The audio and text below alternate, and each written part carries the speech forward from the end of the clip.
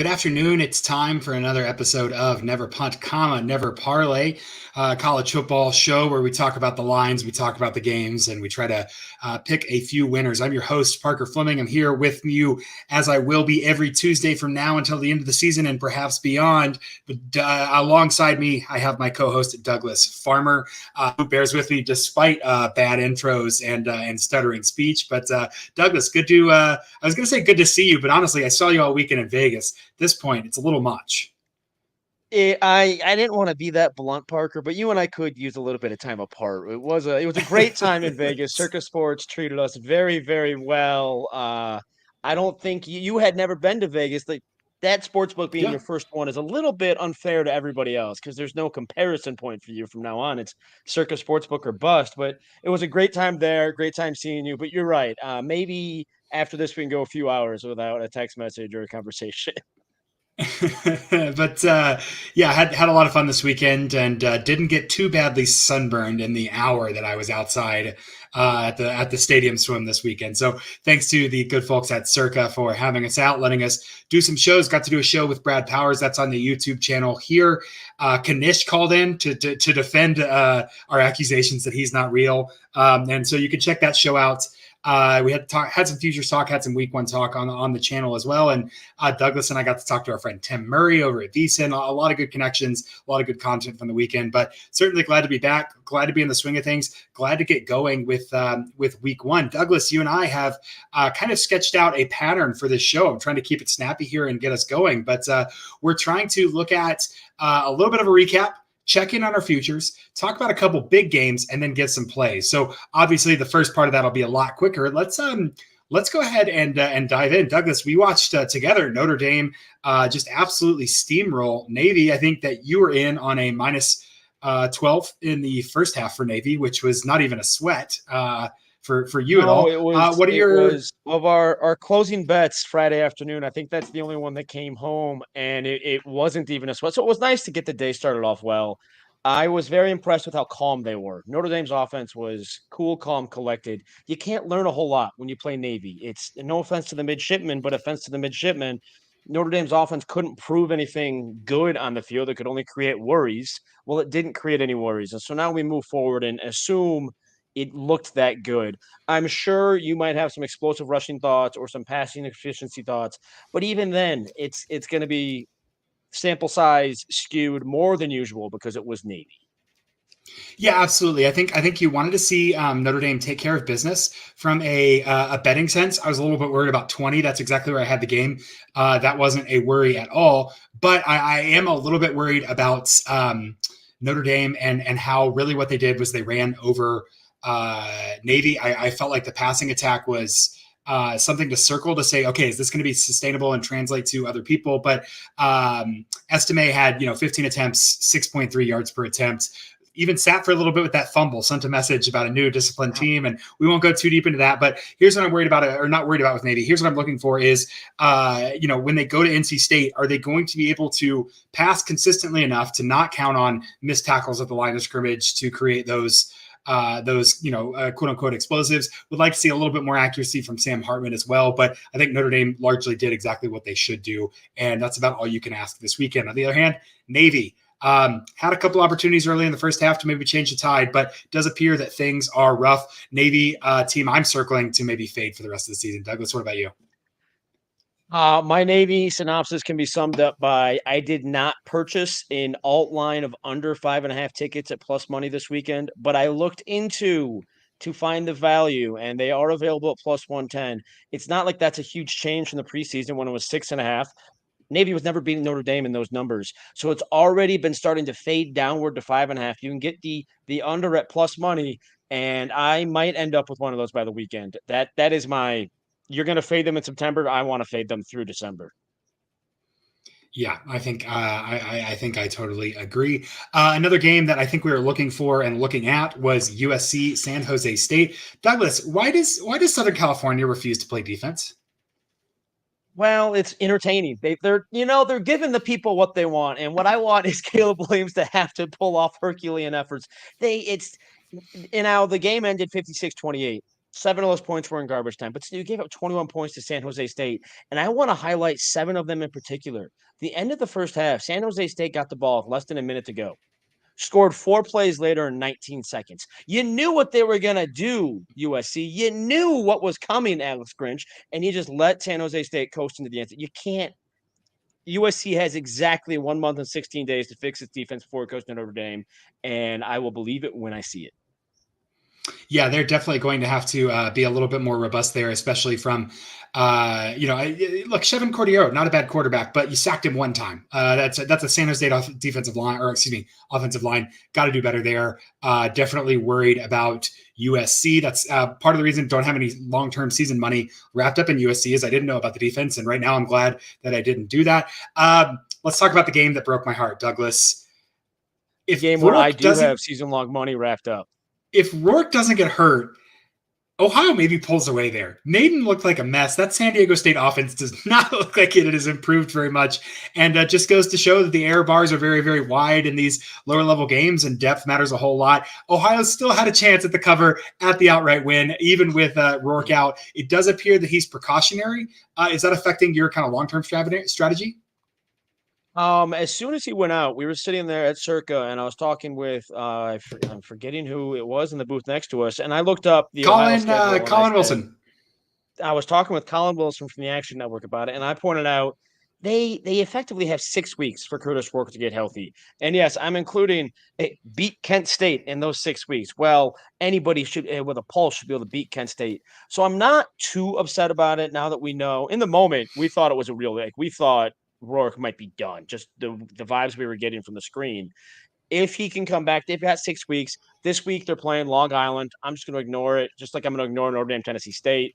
But it does. Yes, I have the Ohio future. I think I have them at 280 to win the MAC, and I'm gonna maintain some optimism, just a little bit. Yeah, I think Ohio's in a good spot. The defense looked, again, we kind of said, hey, I'd like some churn. A tough loss, I think, for me. Kind of makes me annoyed, but I do believe I was on the right side of that handicap, honestly. So I feel okay about it. I'm going to take my losses there. Yeah. Another tough loss for you was Vanderbilt. You had, at the end of Friday's show with Brad Powers, you had suggested the Vanderbilt team total over 37. They could have gotten there. And this is what happens in college football. A team goes prevent for the fourth quarter. Frankly, the score wasn't as close as it looks in general, but they really should have gotten you that over 37. Yeah, and I think on another show, or maybe the show, I took a minus 17.5 too, and that's one of those coulda, shoulda, woulda, right? Did not account for powerhouse juggernaut, the Vanderbilt Commodores, easing off the gas against Hawaii in a season opener. That's my bad. Look, we gotta factor that in. Not a lot for me there. I like Hawaii's spark. They were really good against the spread last season. Looking at Stanford, but I think it's a known secret right now. So I don't know that there's too much value on, like, I'm not going to bet Hawaii plus 3.5, but you can get it, 10, 9, 8, something like that earlier. And I was kind of say spicy. Something here. You know what? I'm not going to knock you off your feet there, but I've considered the Stanford 3.5. I think Hawaii's got a 5-day, 6-day week, long flight back home. And I was most disappointed with their offensive organization. 5 of their 6 timeouts were burned in pre-snap situations, not trying to stop the clock. That is not something that is necessarily going to get fixed in a short week. And that is part of why the Vanderbilt game wasn't as close as it looked. Vanderbilt went prevent defense because Hawaii was already out of timeouts. Like you can't do anything to catch up here no matter what you try. That's the kind of thing that'll make me worry about you through September. Yeah, absolutely. And again, got a lot of mojo. Hawaii got a moral victory, I think, out of that. I think by keeping that close. Timmy Chang was talking about he knew the spread going into the game. Interesting to see what they do against Stanford, and if on a short rest week, that's a good gambling point, if you will, on a short rest week, having to play Hawaii at Stanford, traveling again, coming back home. Futures checking in. Our next segment here, keeping this snappy. I think we want to talk about one game of note. And you go ahead, just troll me, beat me up. I deserve all of it. I'd like to take a victory lap. Well, one, I love Gavin Hardison, so this game hurt me, just emotionally in my heart. But UTEP and Jacksonville State with a big win for the over of 4.5. Rich Rod on the stage. Didn't even play Logan Smothers. Happy for you that you got that win. Yeah, really felt good about that one. Again, didn't have a play on this game. Wanted to see what Jacksonville State's offensive and defensive line looked like. Feel okay about it. Feeling pretty good about this 4.5. Did not have them beating UTEP. Well, also, before I let you get a rejoinder in, just mention I don't want to talk about Louisiana Tech looking bad. They're going to figure it out. But I do. I'm already up one in the Louisiana Tech UTEP beer bet, so I'm feeling good about that.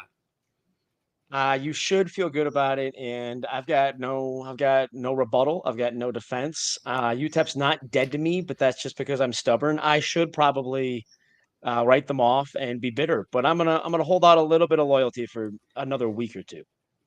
That's it.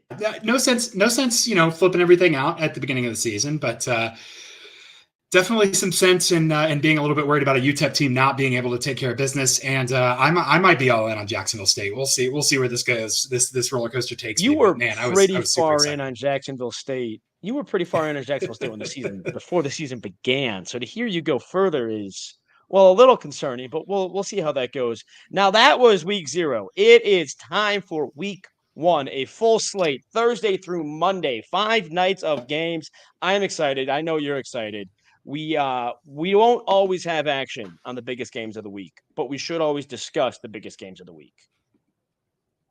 Yeah, absolutely. And I think we'll have a good mix of games that we have action on and games that we're interested in. And this week I think we'll talk about 2 that are absolutely worth in terms of some of our futures. Absolutely, also worth kind of understanding what the big picture is here. Let's talk about. You want to go LSU, Florida State first? We can. I should have had that other order on the sheet, but that's my fault. LSU, Florida State on a neutral field on Sunday night, 7:30 Eastern. It's a 2.5 point. LSU favored by 2.5 points, and it's curious. This is a rematch of last year when there was a similar spread. Florida State won because LSU special teams were a debacle. This hasn't really changed, even though the outlooks on those two teams have just shot upward. These two teams are so much more hyped than a year ago, and the spread is consistent, which to me is a unique item of these programs are building at a similar rate, it would seem. Yeah, definitely. I love the timing of this matchup because certainly you can't plan this out, but I do like that both of these programs kind of got this matchup in a similar time. Clearly, Florida State needed a little bit more, a longer time horizon to turn around than LSU did, but the timelines do seem to be syncing up here. Yeah, really interested specifically in kind of what if year 2 of Jaden Daniels at LSU, not at Kansas. Interested in Jalen Daniels, but not during this game. And I specifically think the one thing I'm interested in is his mobility is great. I think he's a fast runner, smart, and can make some decisions. I think that he was taking too much pressure and not handling pressure well last season, and that's going to be a drag on him. 31.6, I believe, percent of pressures turned into sacks. That's not going to be good enough, especially against a Florida State defensive line that is should be pretty athletic, should be hard to deal with this season.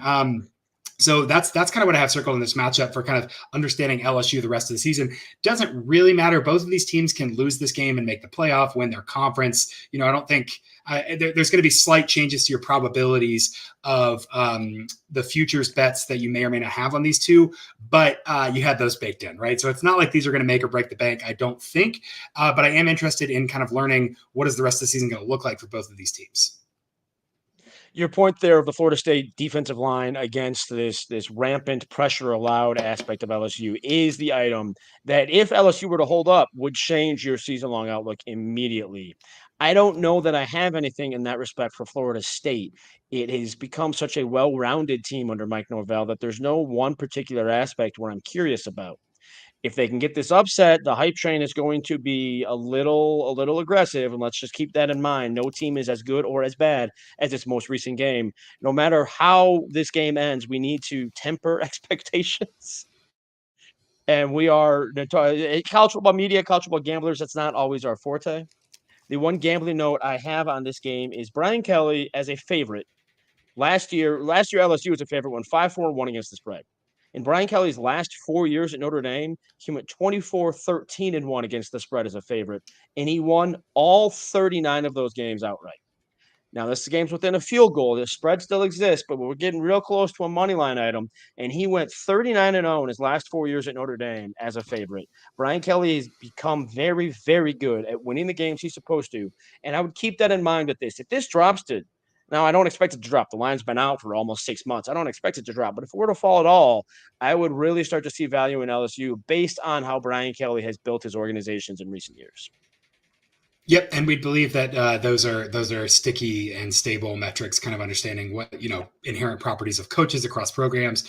The last thing I'll point out, really interested again. We've talked before about how Brian Kelly talked about his defense, how LSU with some turnover, some transfers on the defense, try to shore that end up. Johnny Wilson for FSU, that wide receiver, only a 23% target share, but he did qualify for the dudes list. 13 average depth of targets or more, and 6 or more yards after catch. So he was 15.8 ADOT, 7.1 yak. What I'm interested in is he going to shoulder more of the load? They've got a great running back in Benson. Jordan Travis can run the ball really, really well, but Wilson's going to have more than a 23% target share to really be that elite number one wide receiver dude. Can he do it? And LSU, will they be able to match up one-on-one with the wide receivers they're going to see in their SEC schedule? Johnny Wilson's a great test for that. I do like. I praise the Pac-12 scheduling guides. We should praise the college football scheduling guides. In this instance, we know it's the large corporation known as ESPN. It's great having these games parceled out over Sunday night and Monday night, and even Minnesota, Nebraska, Utah, Florida on Thursday night. I do love this big opening weekend, and to get one like this, LSU, Florida, where we're going to learn things, and we're going to learn things about top 5, top 10 teams. It's a great way to start the season. And I just mentioned the other one of those Thursday night. We've got Utah hosting Florida. Utah, I believe, is currently favored by 6.5 points. It's at 8 Eastern on Thursday night. And this line has moved all over the place, and it's clearly all related to Cam Rising. All summer was 8.5, 9.5. On Friday, it fell as low as 4.5. Brad Powers and I had a little back and forth Friday afternoon about which direction it was going to go. Well, it's back up to 6.5. And that seemed like it might be Cam Rising news, but we haven't heard anything since then. Yeah, who's going to play? I don't know who's going to play.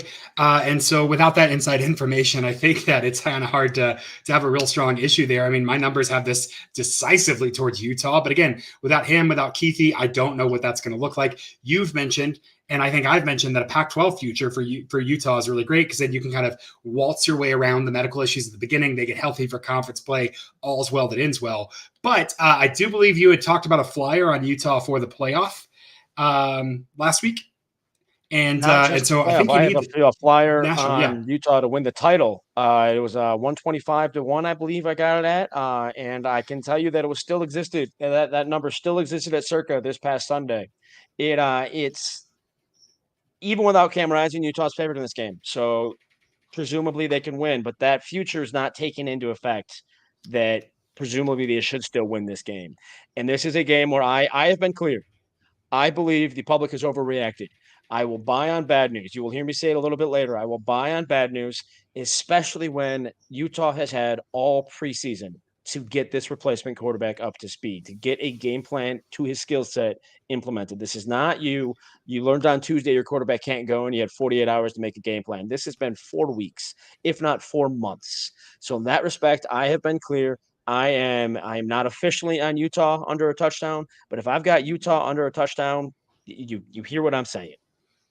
Yeah, absolutely. I think that's certainly interesting. On the other side of things, for Florida, interested in kind of the Graham Mertz reality in maybe a Ewing effect, where without Anthony Richardson, they're going to run a more boring and kind of stable drop back offense. Things will be a little bit more on schedule. It'll be less an individual player creating and more let's actually have an identity and run an offense. I don't know if that's going to happen. I'm just saying it's on the table. I need to see what I need to see what Graham Mertz looks like. Perhaps no one in college football is making a starker change from year to year quarterback than Florida going from Anthony Richardson to Graham Mertz. And so want to see what the Florida offense looks like there, if the spacing gets better, if they can sit in the pocket, protect him, and let him run through his progressions rather than relying on a quarterback to create chaos. So I don't know if that's going to work, but that's certainly the big question I have for Florida going into this matchup. I'm trying to keep my Graham Mertz slander to a minimum because that's not fair. Some of it might have been a Wisconsin problem, and in that respect, we're going to learn a little bit about, unfortunately, not unfortunately, but like a Wisconsin offense that doesn't matter anymore. It'd be great to learn about this Wisconsin offense in retrospect and play on it in the future. I do not have the same optimism you have for Florida's offense. Graham Mertz.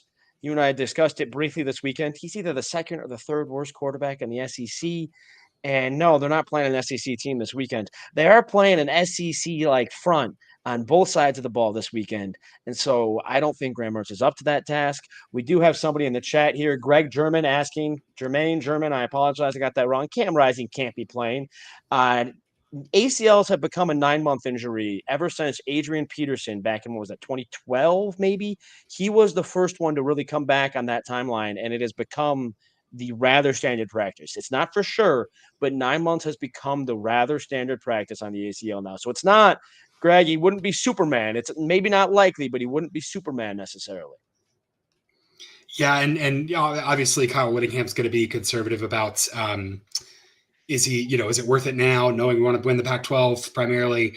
So we'll see how they weigh all of that. Douglas, 2 big games, really interested in that. I think there's a couple more I'm really, really interested in. But we've got some picks. We've got a full slate of picks. We've got 6 total here, and we're at 21 minutes. So let's get into these. Let's go to the picks, and let's start with a team that played last week. You're gonna fade them. Talk to me about SMU versus Louisiana Tech.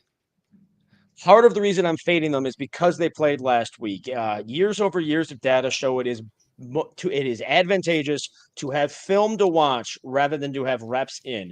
SMU did not play last week. They have film to watch of Louisiana Tech. Louisiana Tech's counter argument, well, we got some reps in that. It is more advantageous to have the film. So in that respect, right out of the gates, SMU has an edge. Louisiana Tech against Florida International, 9 out of the 10 drives, Parker, were Eckel drives per your definition, quality drives, where it was more likely Louisiana Tech would score than not. They scored 22 points. That is 1.83 points per quality drive. That is abysmal. That is a train wreck. And sure, you want to go ahead and say sample size. It's not like they're playing a good team. Now they go up against an SMU team that's going to put the ball in the air, an SMU team that's got some quality players. And I can get this as low. I believe I can get this as low as 19, SMU by 19, neg 110 at PointsBet. I love that number. I would take it easily to 20 and a half. You start to worry about it. But if I can get SMU to win this at home when they've got advantageous film study, and we just saw Louisiana Tech, I know you've got the edge on the beer bet. We just saw Louisiana Tech look terrible in a victory, look terrible. I really, really like this play. I was kind of surprised it has not moved off that 19. There are a lot of 20s on the board. So even off that 20, I'm a little surprised it hasn't moved upward yet, and I'm glad to get in on it now. Yeah, absolutely. I think 4 yards on 5 attempts for the Louisiana Tech defense passing last week, and they still almost fumbled the bag. SMU is going to have that Louisiana Tech defense in hell, man. One stat I noticed about this that I had circled: SMU third most first downs given by penalties last season. So defenses gave them the third most first downs by penalties. It is going to be a choice for these Louisiana Tech defenders. Do I commit pass interference or do I get burned for a touchdown? SMU has a little bit of a fire under their ass, something to prove this week or this season, I think, with all this rumor about P5, potentially all that. I think they'll put up a lot of points this week. So I like this SMU. I like this SMU play.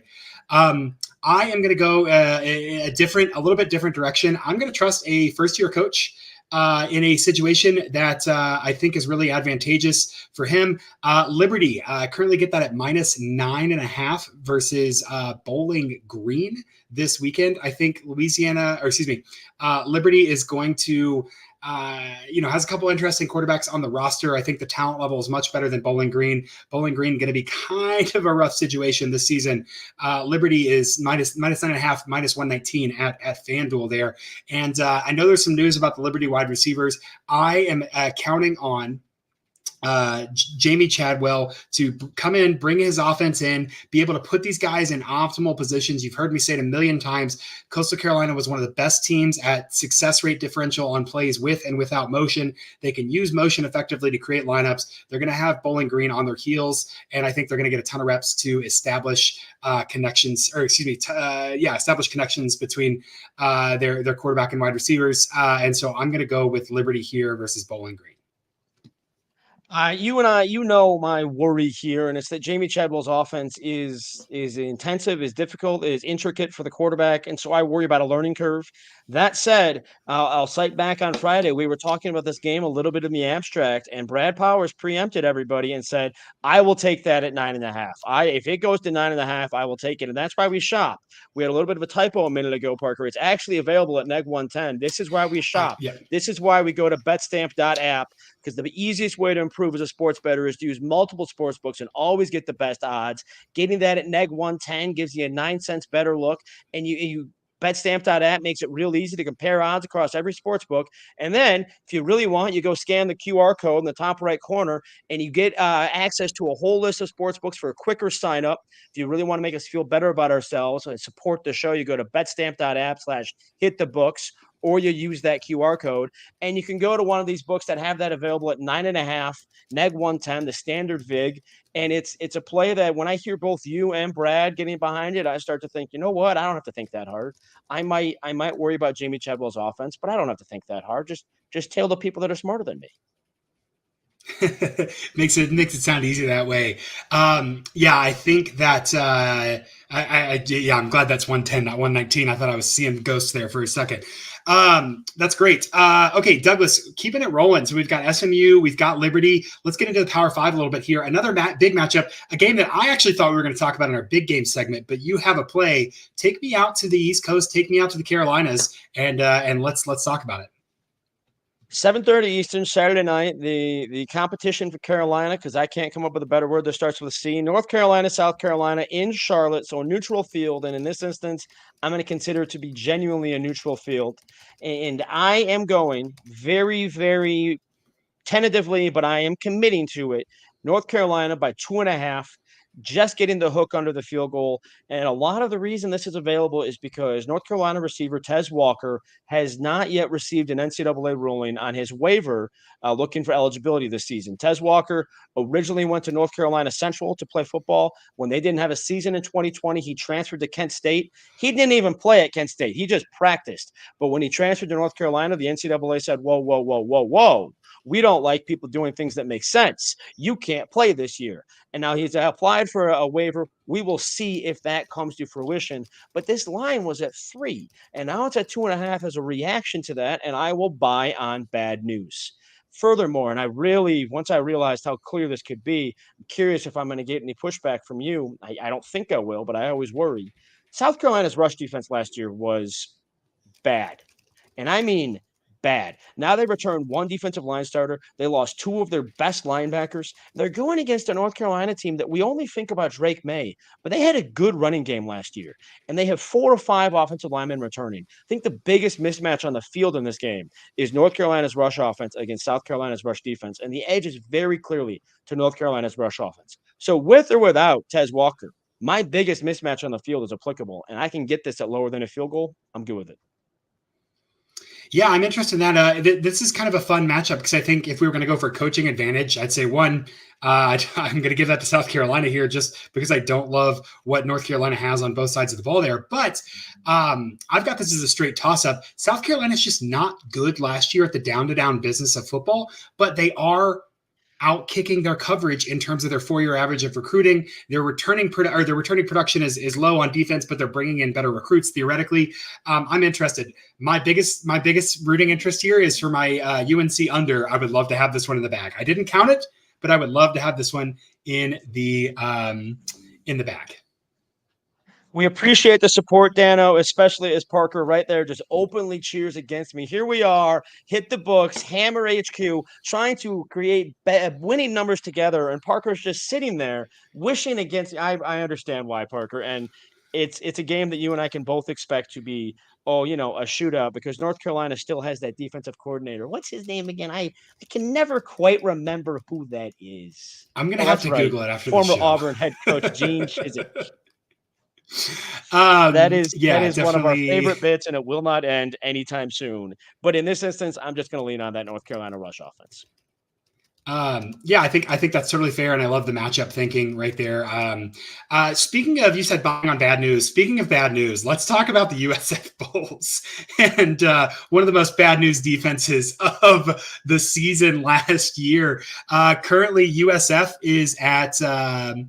Western Kentucky is minus 11.5 versus USF. I think that's the current line there. And I'm going to trust Austin Reed and the consistent high volume offense of Western Kentucky. 45th in offensive EPA per play, 29th EPA per pass. They were 5th in rush rate over expected, minus 13.5 points, percentage points less than the average team. They're going to throw the ball at a high volume.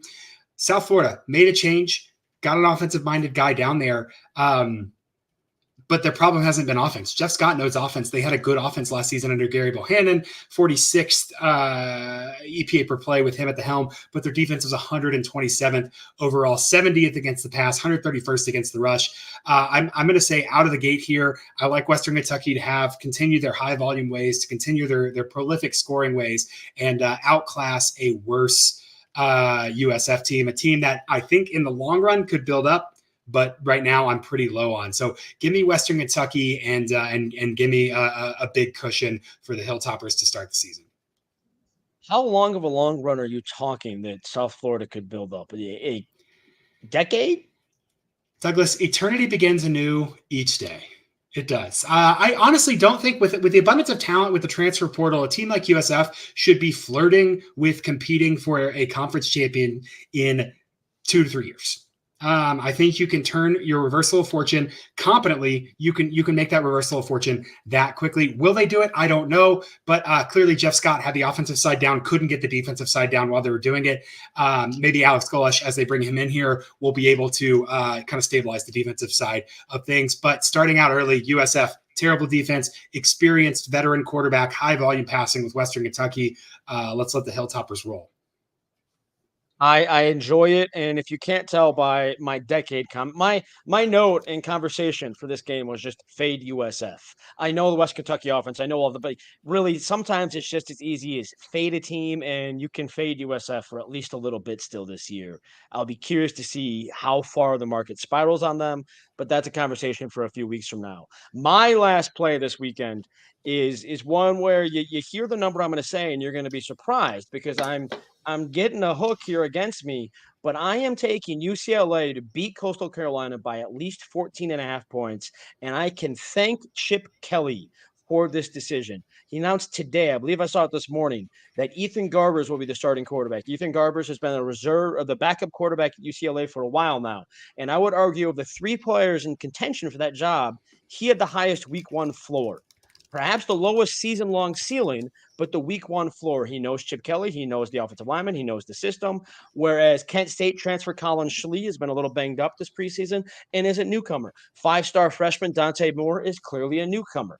But Ethan Garbers knows this team. Now, add on top of that, Chip Kelly said all 3 will play. So that means even when we get into garbage time and Colin Schlee and or Dante Moore come in, they're going to run the offense because they want to get an idea of what these players can do. So if I can get this, yes, it's an ugly looking number when you're taking a favorite by 2 touchdowns and a hook. But this game, it could end up really being a blowout. I looked at your numbers, Parker, and you've got them favored by well more than 2 touchdowns. And your total falls about a touchdown short of what the market has of 65.5. I'm not playing the over officially, but I'm looking at the over because, again, the offense is going to keep playing actual football for UCLA, even when they go up. And yes, UCLA is a running team, but sometimes your quarterback has to figure out how to do that too. So those 3 quarterbacks are all going to lean into the run, and they're all going to get actual snaps, and that's just going to spiral on Coastal Carolina under a new coach, a new system. All the respect to Grayson McCall, I don't think he can keep up with this Bruins. No, and again, you've heard me say the stat on this podcast before, but even today, this show, Coastal Carolina, ton of created success off motion last year. I think they have a huge downgrade at coach.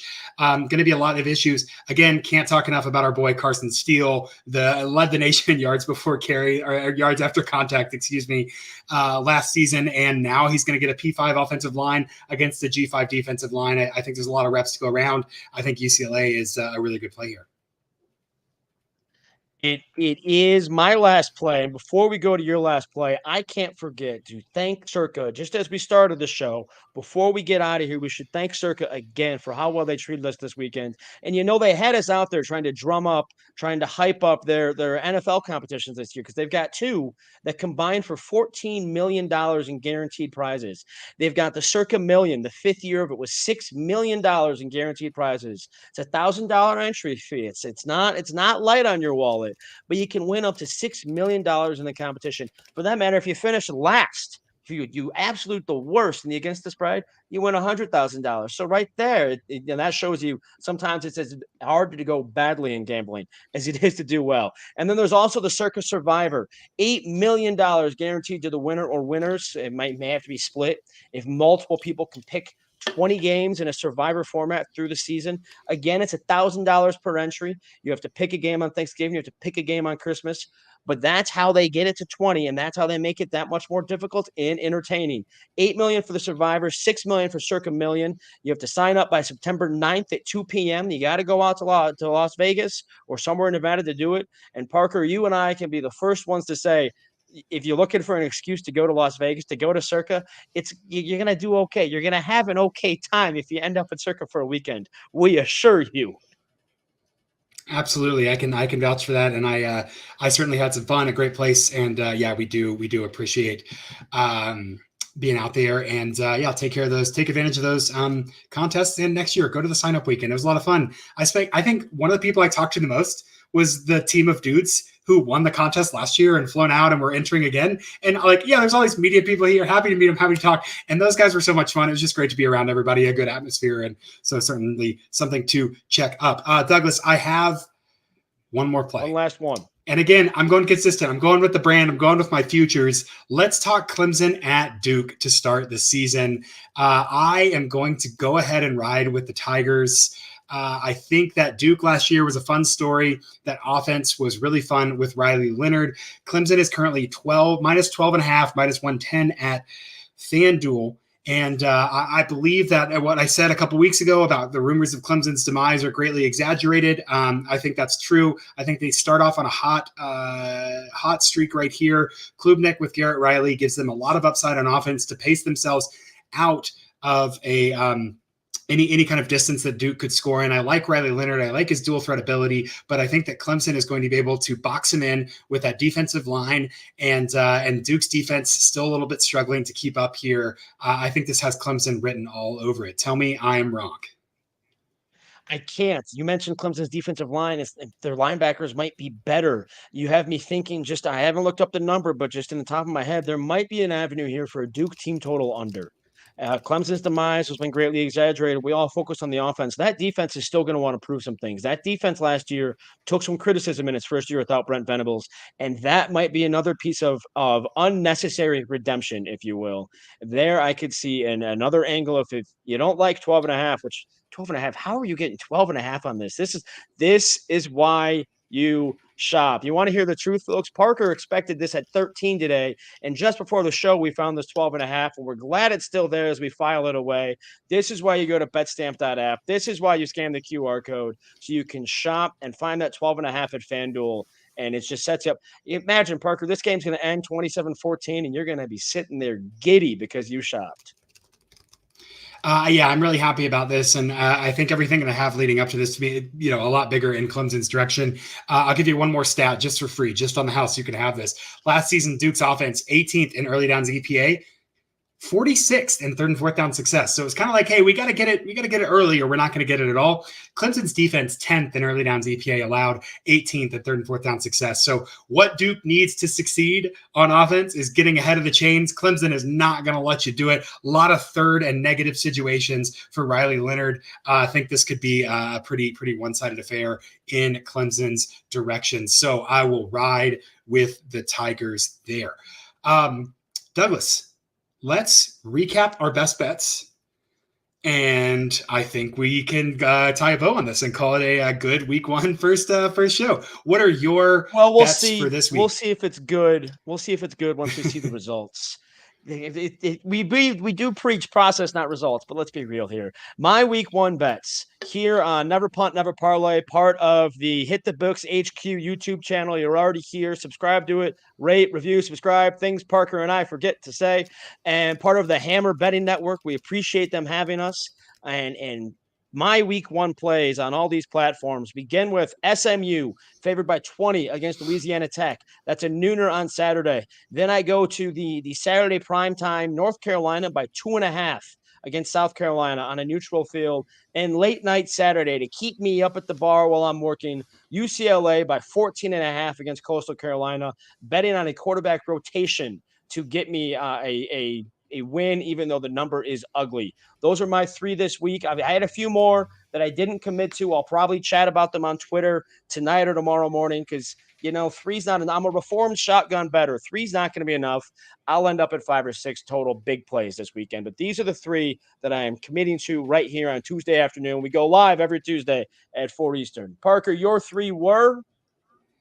I like Liberty minus 9.5 versus Bowling Green. I'm going to take the Jamie Chadwell offense to do Jamie Chadwell offense things. I'm going to go with Western Kentucky and the explosive and experienced Austin Reed at quarterback over an outmatched USF team minus 11.5. And then Clemson minus 12.5, I think is what I saw there against Duke. The line moved in my favor. Clemson Tigers are back. We're saying it. Those are my three picks. A lot of favorites this week, but I like our lines. I like the edges here, and I'm excited to roll with these this slate.